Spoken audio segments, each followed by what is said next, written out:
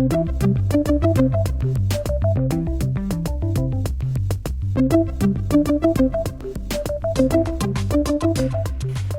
I'm Jeri Bowers, and I do judging for the 4-H. And I'm being very honored to be able to talk to you today about a couple things to make your project wonderful. The first thing I want you to do is learn how to pick out a pattern. If you're a beginner sewer, don't pick something with a zipper or buttons. It's going to end up a problem. So let's start with something very simple. You can do nightgowns, pajama bottoms. They have great finishing work that you can learn on, and you do not have to have a zipper or a button on it. Good way to start. Teaches you all those fun things on the sewing machine, how to make a straight row, how to open up your seams, and how to lay out your pattern. If you're a little more capable, there's simple tops and dresses and jumpers, same type of thing that you can have where you have the easy sew. If you notice, this one says in 1 hour. If you're a new sewer, it's probably going to take you two hours or a little better. But at least you have something that you can work with. Then, if you've been in 4-H for a while, which I know a lot of you have been, you can go on to something a little more detailed.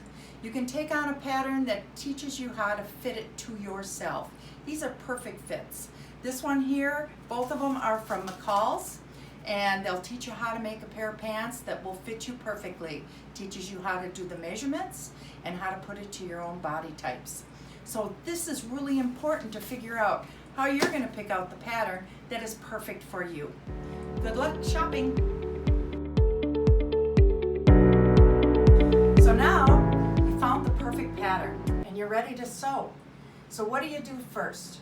Well, when you purchase the pattern, it's going to tell you how many yards you need. It's going to tell you what thread you need and any kind of materials that you need to complete your project. The next thing to do after you purchase your fabric is wash it.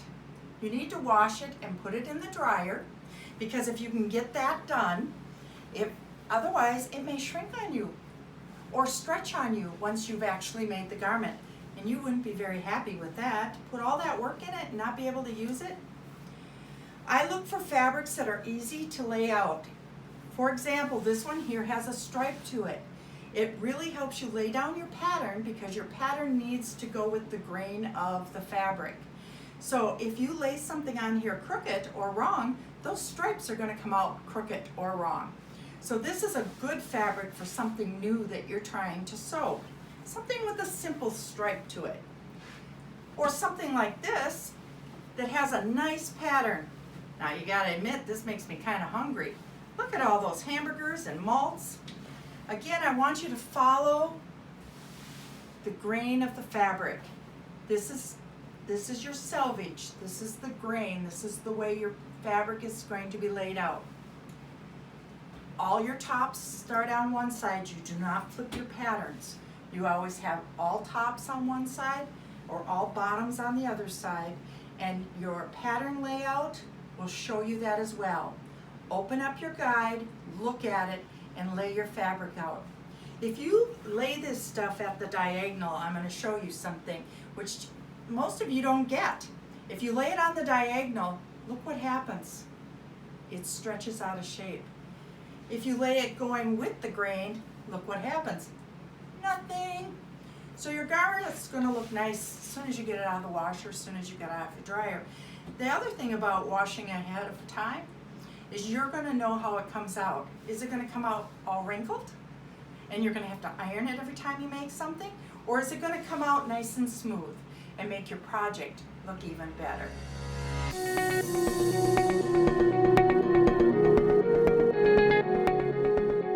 So now I want to show you a really important part about your project. And this is the one thing that a lot of you do not do. And that is, when you have seams, when you're sewing your seams together like this one, see this pair of pants, it has this lovely seam on here that was sewn down.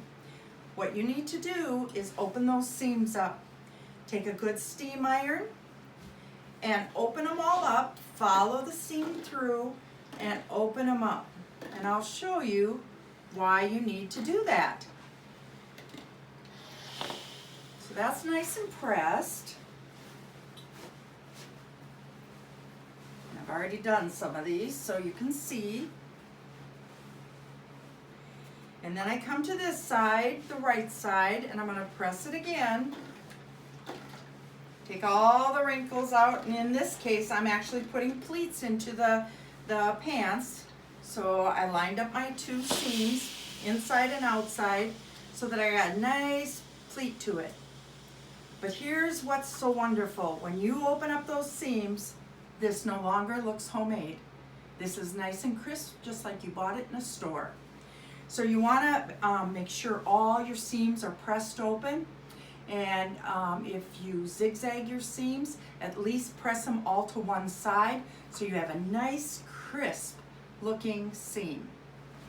If you're doing shirts or dresses, I want you to make sure once your seams are opened that you take the sleeve and you actually press it. So again, you have that nice, crisp looking sleeve, and make sure you do the cuffs if they're long sleeve. All of a sudden it doesn't look homemade anymore. It looks like a finished project. I wanted to use this as an example so you could see how when you're doing stripes and plaids, you want to line up as much as you can on the fabric so they continue. This is for a little more of an advanced sewer so that you can see how the fabric is going to lay. And as you can see, as it's pressed out, again, it does not look homemade anymore. It looks like a finished product. So, if you have questions, ask.